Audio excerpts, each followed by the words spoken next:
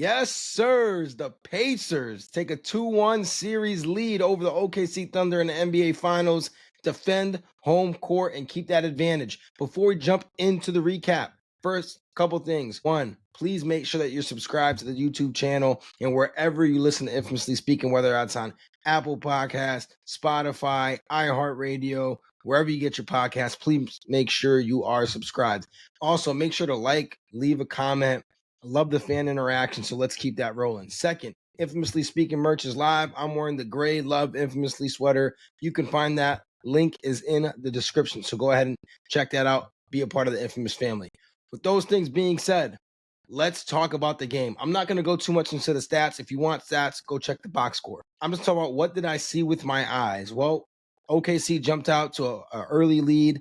Indiana was a little bit sloppy, couldn't get things going, but immediately the difference in this game, Tyrese Halliburton looking to score, not just pass. That was massive. Ended with 20 plus points. Let me get the exact number for you guys.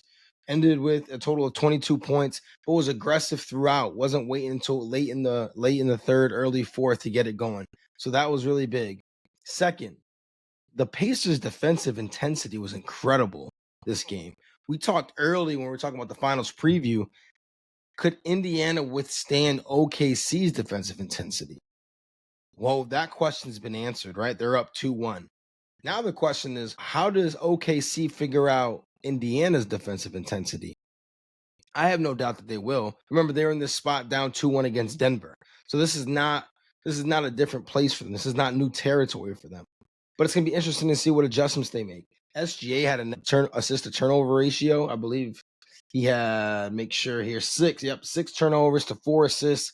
And they were really getting him frustrated, keeping him frustrated all game. Yeah, he ended with 24, but it was an uncomfortable 24. They really made him have to work for it. And when he wasn't turning the ball over, it was either a tough shot or he was kicking the ball out and it was a sloppy pass. It wasn't really putting his teammates in a position to go drive and attack, normally like how we see SGA operate. So how did Indiana really win this game? Talked about their defense. That was incredible.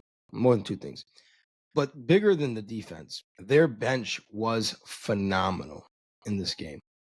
We were thinking battle of the benches, right? Everybody knows what TJ McConnell does. He showed us this last season in the playoffs. He was pestered the Knicks. He's pestered everybody they played this entire playoffs run.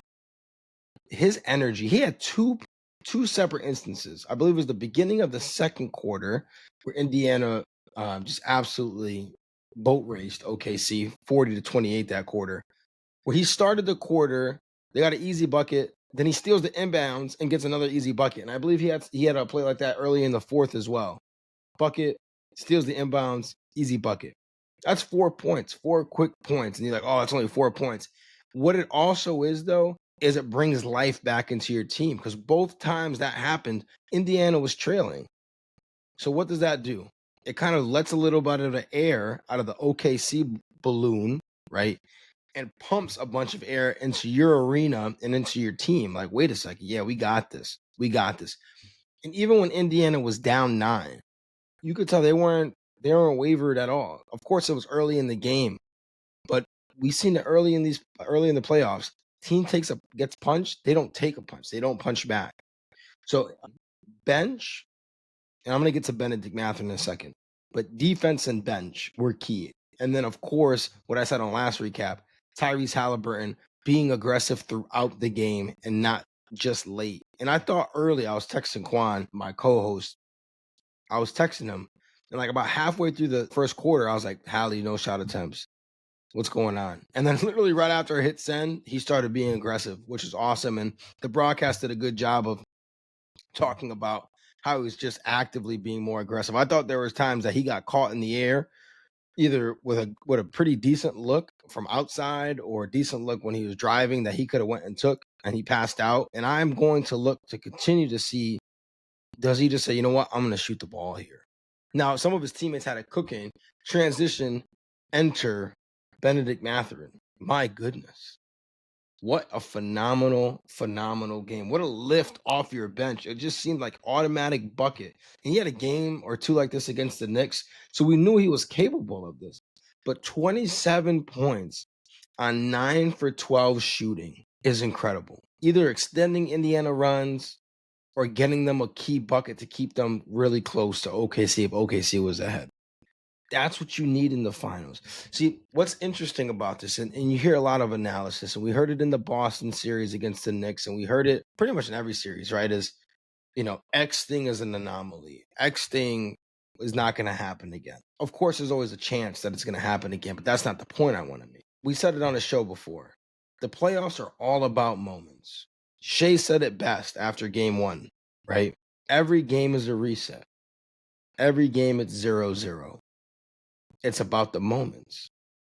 It doesn't need to happen every game because it seems like Indiana in any game has one player that could drop 30 on you. And it can come, I wouldn't be surprised if Miles Turner has a 30-point game. I wouldn't be surprised if Nembhard has a game like that.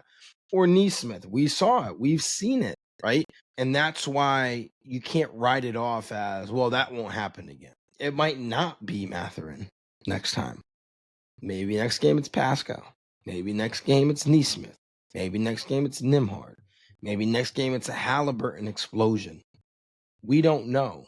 And I think that's the scariest part about Indiana. And they realize that, and they're comfortable living in that space of, we're just going to go to the hot hand. And they did a really good job of consciously making sure they got him the ball. 3rd most shot attempts on the team coming off the bench. That's by design.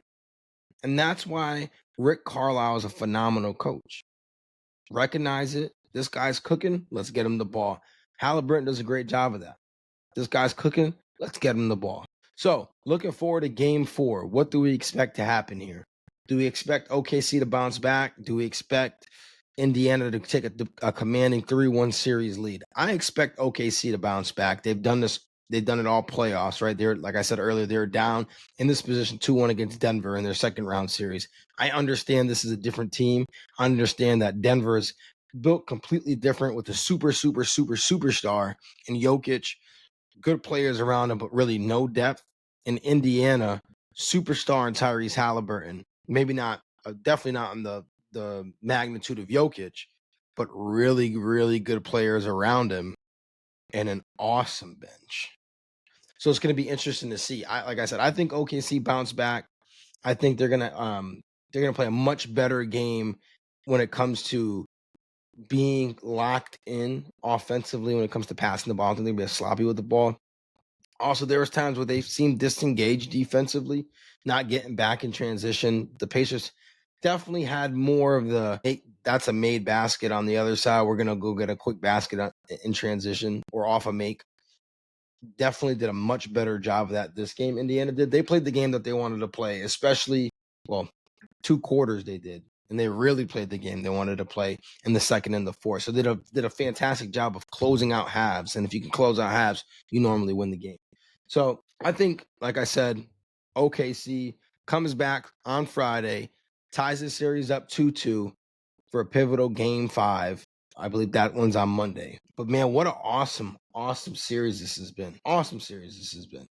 And I know it's not the big market teams and people are like, oh, the ratings are down. The ratings are down. We're seeing great basketball being played.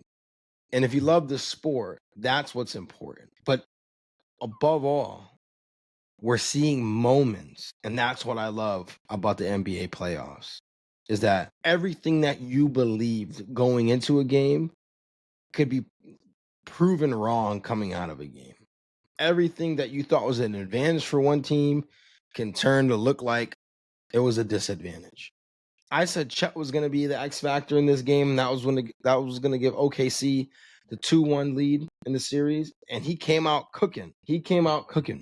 I believe he either had 12 or 14 in the first quarter, finished the game with 20. So exciting series. Looking forward to seeing to another great game on Friday. I expect to be coming back to you all here talking about how OKC tied up the series. And if not, it's going to be spooky.